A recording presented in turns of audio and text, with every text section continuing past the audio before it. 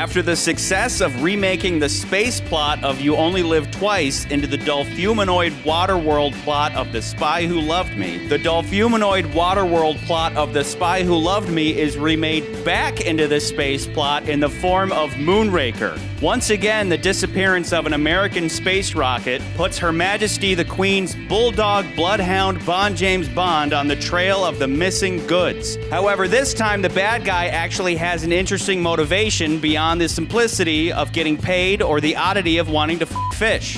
His Hitler-esque goal is to kill off all the ugly, short, balding, drunk, cycloptic, ginger, lesbian, homosexual, metal-armed and metal-toothed bad guys and less desirable citizens of the world and replace them with a master race of supermodels. Why International Ladies Man 007 would fight back against such a world, we'll never know.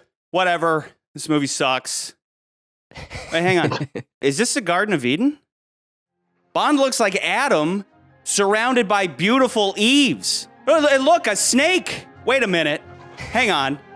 Drax is God expelling Adam Bond from paradise, righting the wrongs of mankind and washing away humanity's sins with a flood of gas, not water, gas, while preserving animals and beautiful people within an ark, not floating on boring water, but flying in the heavens like God himself. Wait, hang on. That can't be right. Drax is a man. A man who feels superior to others because of his intelligence. So much so that he believes himself justified in murdering billions, claiming something so evil to be for the greater good.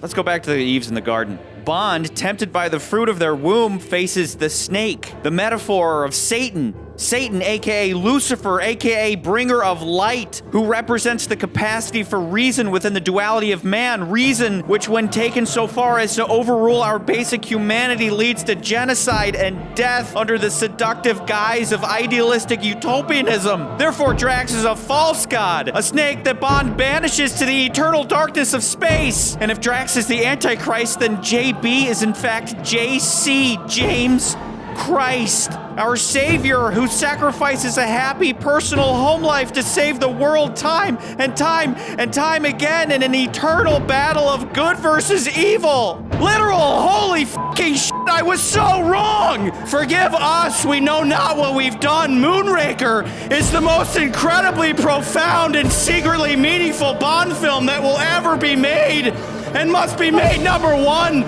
Not only on our list, but for all lists, for all time! Charlie's gonna pass out. This message is brought to you by 7-Up.